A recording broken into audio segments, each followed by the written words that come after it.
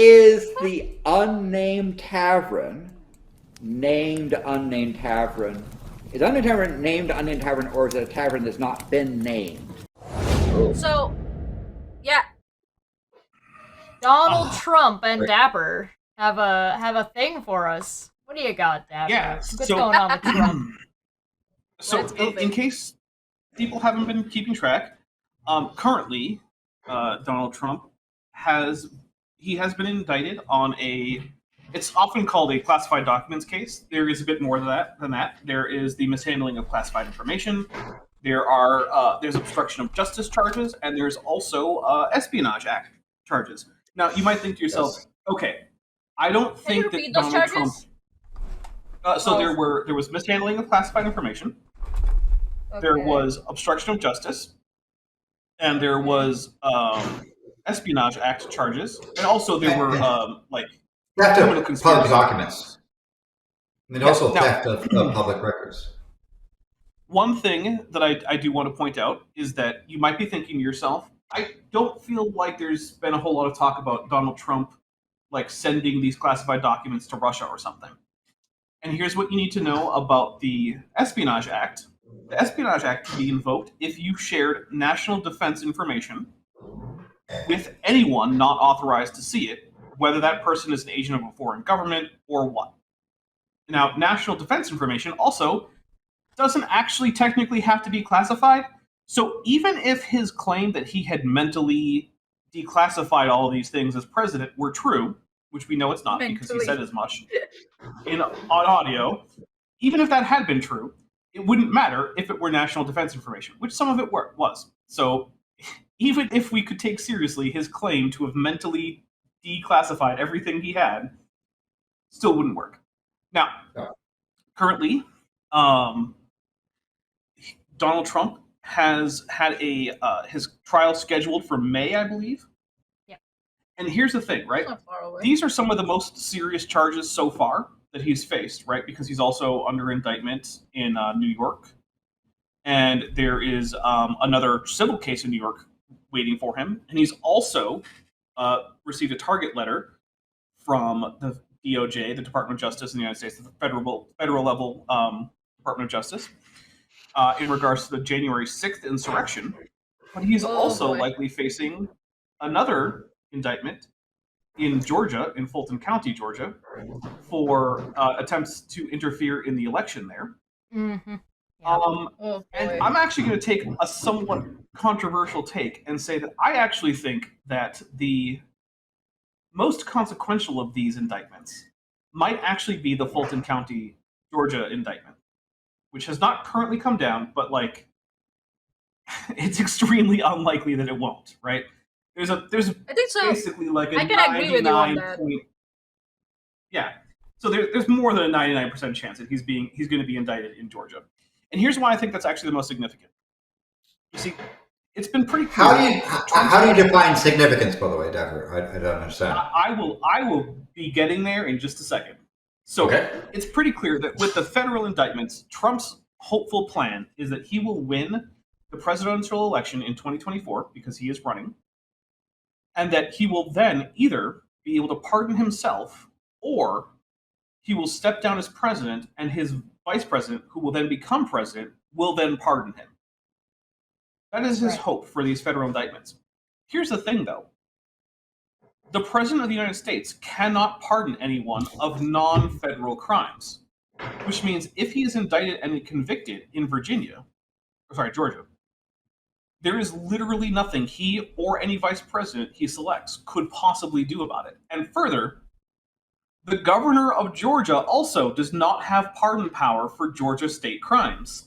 There is no pardon from Georgia state crimes.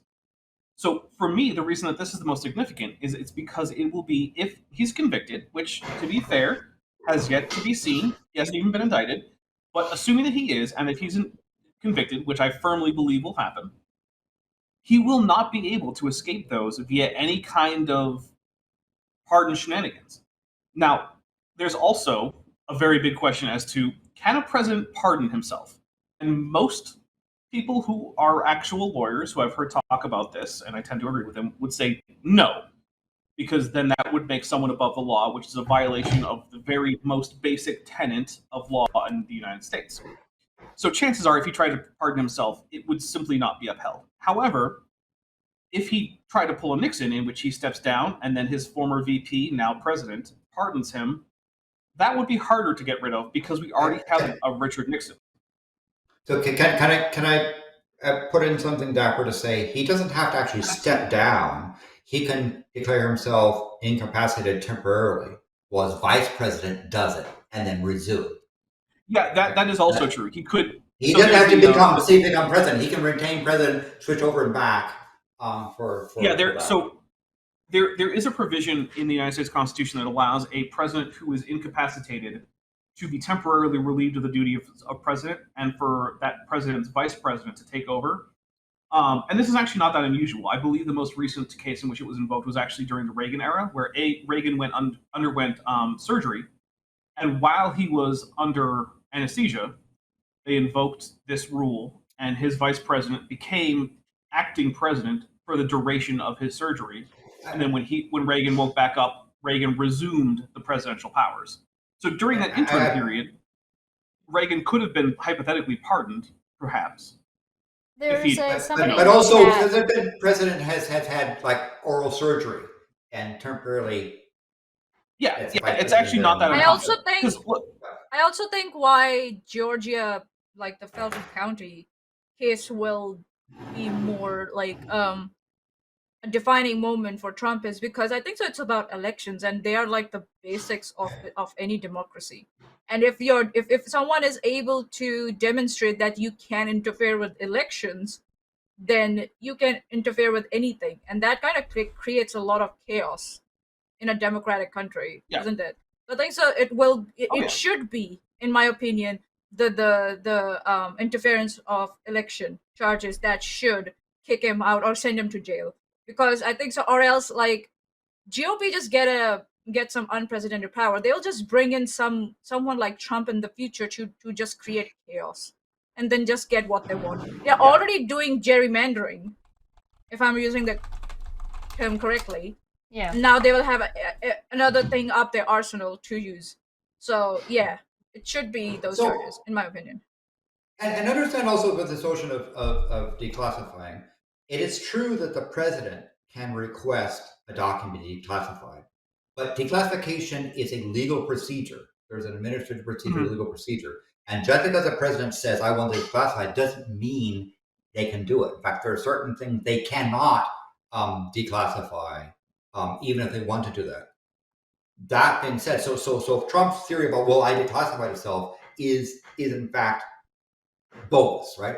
Moreover, we have recordings of Trump himself admitting that he could have, quote, declassified this, but he didn't.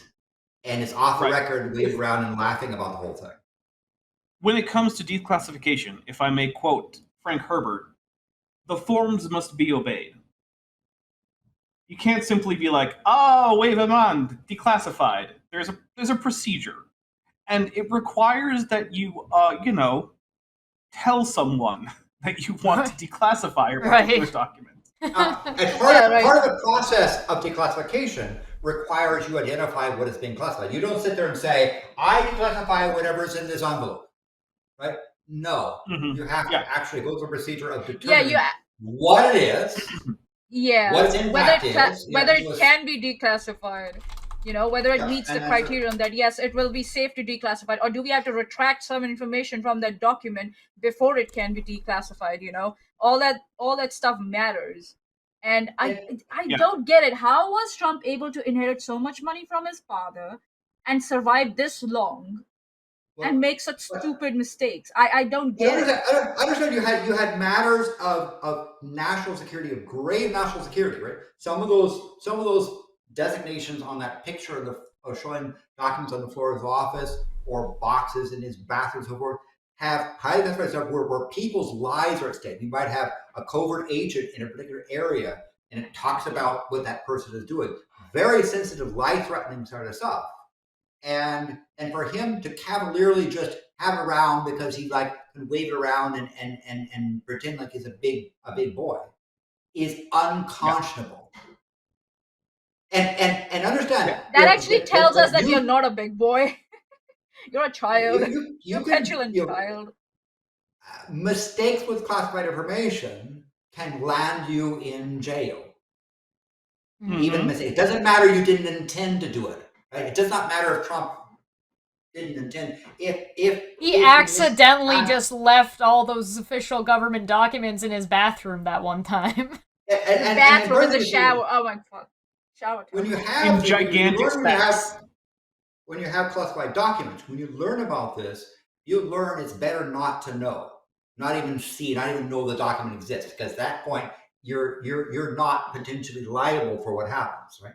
It's good that you don't know what you don't know. To somebody else and they mishandle it, is going to be a problem.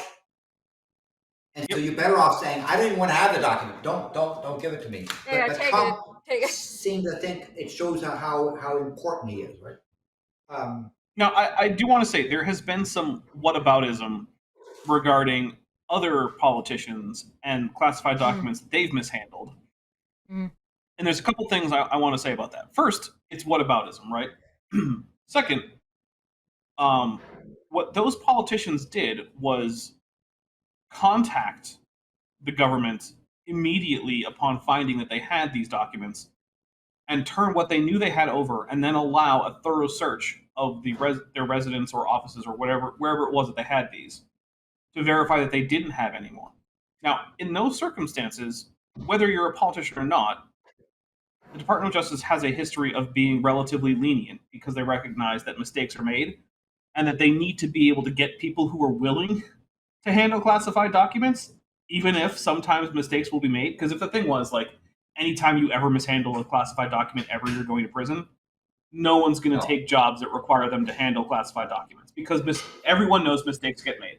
Sometimes you accidentally put something, or you put something in your briefcase to take it to the next office where it's supposed to be, but you forget to take it out, and then your briefcase goes home with you. Things like that happen, right? The big difference is whether or not you cooperate once it is discovered by you or a third party that there has been mishandling. Second, again, I do think that there is some merit to the idea that certain high-ranking officials are given more leniency when it comes to mishandling classified documents than, say, I would have been when I had my secret security clearance and was handling classified documents. And I do think that that's a valid conversation to have, but it's a separate conversation, right?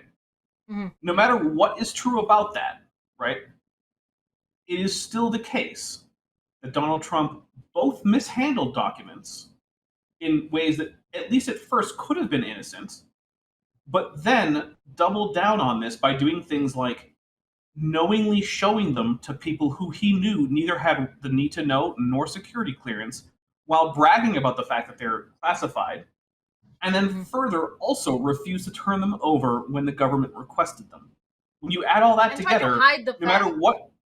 Yeah, and try to hide the fact that he did all this. So no matter what conversation you want to have about whether or not relatively high-ranking officials are held to a different standard than, say, some guy on an aircraft carrier with a secret security clearance, like maybe me, or whatever conversation you want to have about Hillary Clinton's email server, what Trump did was worse than any of those things, and it is irrelevant the degree to which there is a two-tier justice system for people like the president versus some asshole on an aircraft carrier. None of that's relevant to the particular conversation about Trump and the classified documents. But I mean, I also kind of want to go into, because we've talked about the classified documents in buttload, but this Fulton County, Georgia election meddling investigation is something completely I think everybody's kind of talked whether or not he had classified documents to death. It's like the January 6th stuff. Like, we already know what's going on with it, but the Georgia County one is a little bit more interesting, just in that it was recorded on January 2nd in 2021, before the insurrection stuff went on. He's now been the probe grew in size over 2 years. Yeah, go ahead. I want to point out this is not entirely separate from the January 6th insurrection stuff, right?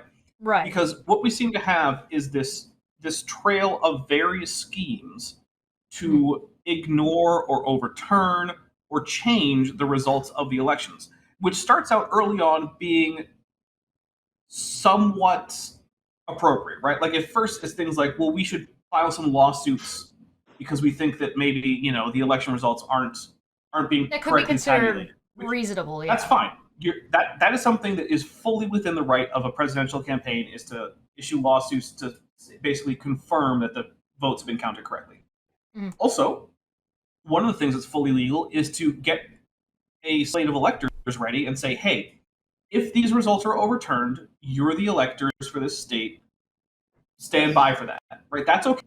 But then it starts to get into a less legal area where it's like, hey, why don't you sign your name to this document saying that you're an elector? Which, no, you can't do that. That's illegal. Or calling a election official and saying, hey, what if you found exactly as many votes as I need to win this state? What if you just found them? That's when you're going from like the, okay, these are things you're allowed to do, into the, oh no, these are felonies. You're not allowed to do this stuff. And the biggest mistake. Oh, sorry, go ahead. There's a bonus in this one too, right? Because it says that the probe grew in size and scope over 2 years for to get a creation of a special purpose grand jury, and they didn't just investigate Trump, but also allegedly efforts of dozens of his allies to thwart Georgia's election. Yep. Now, 70, a panel of 25 Georgians interviewed 75 witnesses in 2022. That's a lot. That's a lot. Yeah. Yep. Sorry, go ahead, Landon. So usually And also, Trump's operation is that he usually is smart enough not to do it himself, but to let other people well, he screwed up this time. But he will send out code words. He'll send out messages that his cult personality will follow. Right? We're seeing now a case where he's making direct threats to people who are trying to prosecute him, saying that you're going to have retribution. Right? He's dog whistling to his followers to do something. In the case Lindsey of Georgia, Graham. in the case of Georgia, what you're finding is that there was an attempt by a number of people to carry out Trump's wishes in trying to overturn. Now, what a person who is running for office should do, if they believe there's irregularities in the election, is to file a recount, file an appeal that according to the laws of the state. But they should avoid appearance of conflict of interest. They should step back and let other people adjudicate that. I will tell you that Trump did file lots of lawsuits. And in every one of those cases where he said, the election was stolen, the courts basically said no, and in many cases, hell no. Yep. Now, I do want to reiterate, he's allowed to file those lawsuits. Yeah. Now, of course. One was a consequence of that, which did not fall on Trump, but fell on his then lawyer, Rudy Giuliani, was that many of these were made in bad faith with absolutely no evidence whatsoever. And so not only has Rudy Giuliani had his license in some jurisdictions suspended, he is currently facing hearings to be disbarred. He will be unlawyered, essentially. In February, a judge ordered. In February, a judge ordered a small portion of the report to be made public. The report said that a majority of the grand jury believes that perjury may have been committed by more than one witness testifying before it, and recommended that the district attorney seek appropriate indictments for crimes where the evidence is compelling. Hey, Everyone's kids, in trouble. Hey kids, I'm not a lawyer, but pro tip, don't commit perjury. That's my non-legal advice. But I'll tell you what, if you find a lawyer who says, you know what, no, do commit perjury, let me know. Because I'll be curious to see who that is. Yeah.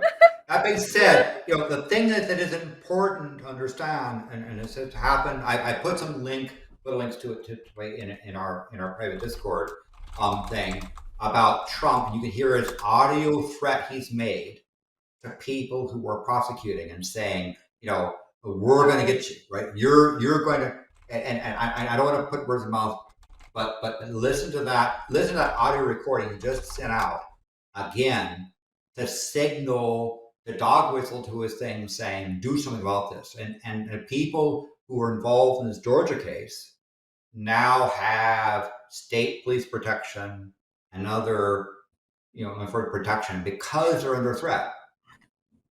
Yep. Simply by that. What I want to do is, if there's evidence of a crime that's been committed, and it seems to be, I want the people to have their day in court. I'm willing to accept what the court does. I don't think Trump or his cult of personality is willing to accept that. And he's threatening, saying, he made some very explicit threats saying, you send me to jail and there's going to help. Yeah, actually, that brings up something that's been bugging me about the cases in general, right? Mm-hmm. So Trump is currently under 2 indictments, and he's facing most likely at least. Now, when you are indicted, judges are allowed to issue orders that would otherwise be unconstitutional in the United States that restrict your free speech, right? But it has to be tailored to protecting the people involved in the case, as well as the integrity of the case itself, and things like that, right? Now, Trump has a known history of doing things like, doxing former President Obama, resulting in one of his supporters showing up at Obama's door with guns. Yeah. That's a thing that happened. Or, spurring on violence. Spurring on, an actual attempted coup at the Capitol building.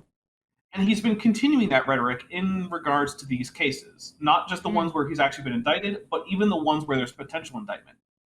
And it is really, really frustrating that so far, the most restriction that any judge has put on him is that he is not allowed to take evidence home from I believe it's the documents case. Or no, I don't remember which case it was. But basically, one of the 2 judges, it was the other case, it was the New York case. Basically, the judge said, hey, you can't take evidence turned over by the prosecution during discovery away from your lawyers. You have to review it in the presence of your lawyers, and you're not allowed to report any of it on social media.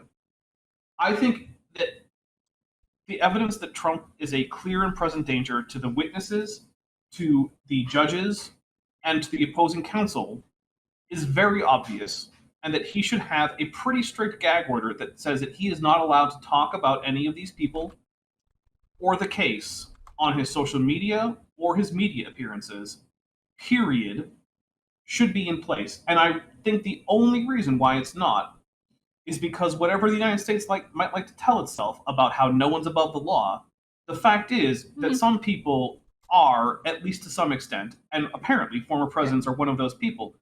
And it's troublesome because, on the one hand, the DOJ, as well as all of these district attorneys in the states, have been dragging their heels like crazy. If I had successfully managed to get thousands of people to storm the Capitol of the United States, I would find my ass in prison in like a month.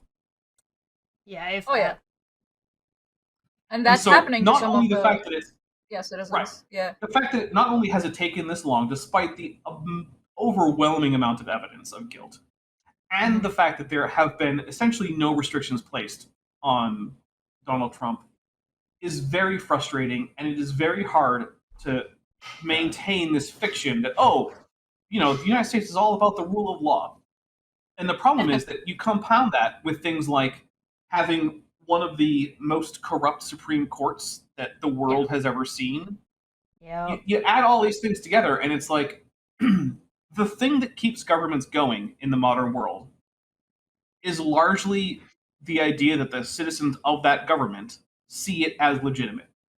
And it seems like in the last few years, the United States has been trying as hard as possible to seem like an illegitimate government. And I would like that to stop because, frankly, I don't really want to have some violent insurrection just, continue on with like militias or whatever, or just a revolution. Those tend to be bloody and bad for most people. So as a person who lives in the United States, it'd be nice if they got off their asses and did their jobs. Yeah. I think that's a fair sentiment. I think there's a lot to be said for in your sentiment, and I commend you for that. For myself, I think with at least the 7 legal areas that Trump has it seems to be in trouble. There are several that to me suggest there's enough evidence for a trial. I'm willing to accept what the courts do because it's part of the rule of law. I don't say Trump is guilty. I'm saying, given what I've seen of the pictures of documents in clear sight and unrestricted zones, there's a problem. Go to court and adjudicate it in court. What I'm concerned about is the cult of personality that Trump has created.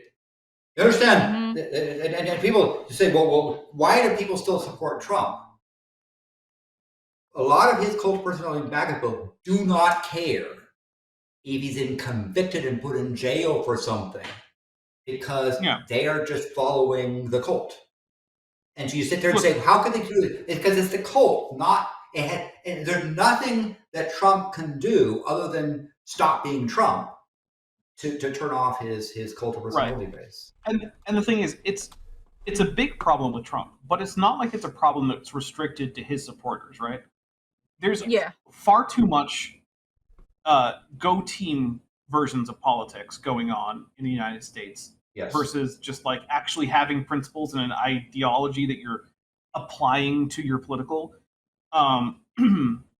voting and who you're supporting. And one of the things that I remember clearly about this was I know a lot of people who were really critical of the drone strikes under George W. Bush. But then they completely ignored the acceleration of that same drone program under Barack Obama, and they just did not care. And it's like, I'm sorry. So do you think it's a bad thing when George Bush bombs some guy in Yemen and his American teenager, but it's no big deal when Barack Obama destroys a Doctors Without Borders hospital in Afghanistan? Like, why is one of those okay and the other one isn't? And there's no good answer. The answer is one of them is on my team, the other one isn't. There's an issue that I think people run into, particularly when they begin learning about politics, and I also notice this happens like a little bit more with like generations before mine at the very least. I don't notice people around me doing it too much, and I don't notice people that are younger than me doing it as much either, though I could be wrong. That people used to or do trust their political party to have those principles and have made those principle decisions for them and to be maintaining those principles and those decisions. Which you can't. And that is just not the case. Not only could you not only should you never have done so, but also even when you thought you could, you couldn't. I think with the advent of the internet is stopping political parties from keeping their constituents from knowing the shit they get up to as easily. And also, I want to point out, I'm not trying to make a moral equivalency between Barack Obama and Donald Trump. That's not my point here. Donald Trump has clearly committed far more crimes than you could ever reasonably accuse Barack Obama of. And it's not like he was some kind of peacenik who got rid of all of the United States' entanglements in foreign countries. That's not the point I was trying to make. I'm just trying to make the point that we need to stop with all of the tribalism where it's just like, I'm flying the red flag and that guy over there is flying the blue flag, and all I care about is the color of that flag. You need to vote for what your interests are. Vote for your interests, not your party, because your party is not always going to be aligned with your interests. Yeah, and I think the notion that this whataboutism is a problem. Right? If you sit there and say, but what about the documents that Hillary Clinton might have mishandled, right? That sort of shows you got no case, right? When I was involved in the impeachment trial and conviction of Mayor of Sunnyvale, and my most scornful remarks that I made at the end of the trial, she was found guilty and removed as mayor, was from a council member who sort of said, but there were other mayors who at the time did bad things. And my answer is, if that's the case, then you should have done something about that at the time, right? just because some other person mishandles documents does not make what Trump did okay, right? But the other thing I understand that's is that whataboutism. Yeah. So again, this one is whataboutism British. Is It's a location where it came from. Oh, okay.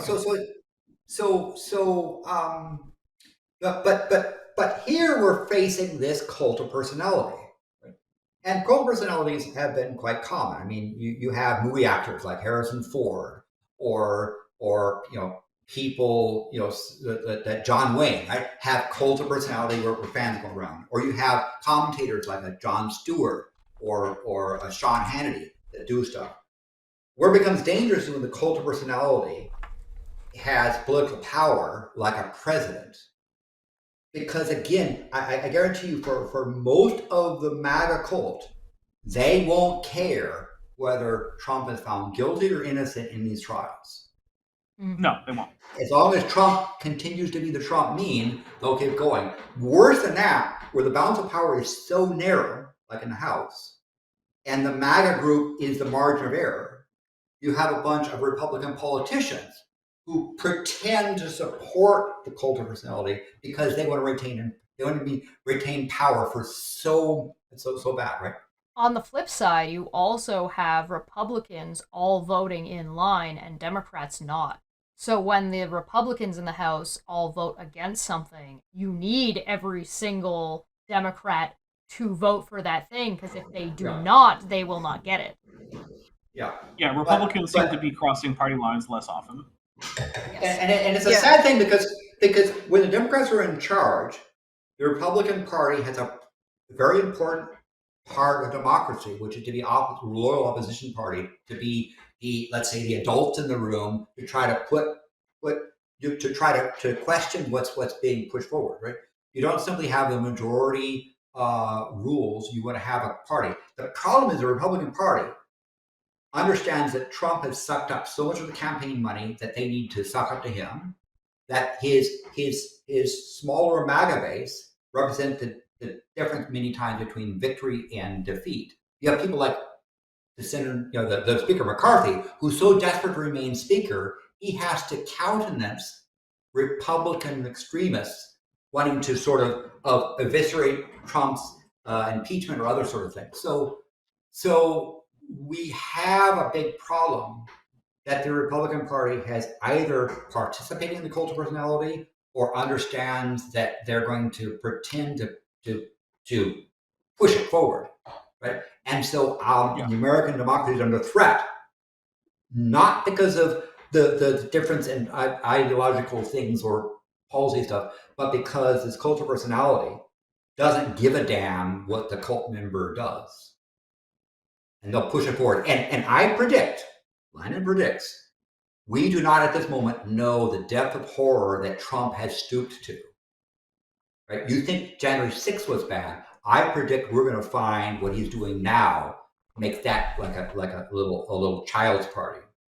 And I predict as well that if these people become dissatisfied with the election results, we're going to see January 6th insurrection as being relatively tame, unfortunately. And that's what I fear. I don't fear Trump. I don't fear his policies. I fear the cult of personality and their behavior. Yeah, one thing I do think that is encouraging on that front, though, is that, remember, in the lead up to the indictment in New York, Trump issued similar calls to action as what he did before January 6th. And 12 people showed up. And it was New York. Yeah. No one showed up. And I think part of the reason is, I think even some of his supporters are starting to realize that, hey, if you go and do the violence that Donald Trump wants you to do, you could end up in prison for years. Because people from the January 6th insurrection have had years-long prison sentences handed to them. Yep. And in some cases, they've been getting things like the maximum sentence. And I think that even as diluted as many of them are, some of them are like, okay, I like Donald Trump. I like his But not that racism. I like his homophobia. I like his sticking it to the libs. I hate the woke agenda. But do I feel strongly enough about all those things to spend a significant chunk of my life in federal prison? And I think for most of them, the answer is no, as it should be, because no, you don't want to do that. That would suck. And so I think that's one of the saving graces. I think his capacity to inspire violence is decreasing. I also think that there's a degree of people who thought that they would get out, right? Like Trump would have their back, and he very clearly does not. Like he doesn't care. That was a big thing. That's a very good point. When Trump remains in office, he'll pardon me. Okay, that's an interesting idea. What if he just doesn't, though? And what if he doesn't get office back? Yeah. The fundraiser for Beethoven's replacement transmission is still going. We are currently past the halfway point as of this stream, right? Before this stream, we were not at the halfway point. We are now past it. Thank you very much. In case you were wondering, this is, in fact, Beethoven is a disabled veteran who has been horribly abused by the Veterans Affairs Office to the point of having doctors simply throw away vital paperwork for him, resulting in him having his career ruined. He is currently trying to get back into that career, but having transportation to a new job is an important part of that. And this was an unexpected expense that is extremely very significant. It's extremely significant expense, basically. It's over $4,200 US. It's a lot of money, especially for someone who is trying to get back on his feet and has been struggling just to get to break-even point after losing a career for several years now. Beethoven, in case you don't know, is a big part of not just my channel, but also Chesh's channel. He's done music for Chesh's channel. He's been a guest on Chesh's channel. He's a regular guest on my channel. He does a significant amount of the music that appears on my channel. And I think he's an important part of the community. He does a lot of work both behind the scenes and on camera for my channel and Chesh's channel. And so if you find yourself in a position where you are financially able to help out Bent without, significantly harming your own finances, please consider helping out. It's currently linked in the chat as the pinned chat, and I don't know if it's in the description yet, but it will be. So yeah, check out either of those. As far as I know, the fundraiser is likely to run for a bit more than a week or longer. I'm not sure. Bent hasn't decided how long. He has said, though, that if it does reach its goal, he will be shutting it down. He's not doing this for his own profit, right? He's not out here like, oh, give me, $6 million. No, he just wants to cover this unexpected expense so that he can continue to try to get to this new job that he's working on, make money, get back into the black, save up some more, just try to get back on his feet, basically. So if you find yourself in a position where you can, please do consider giving any amount, $1, $2, whatever, it all adds up.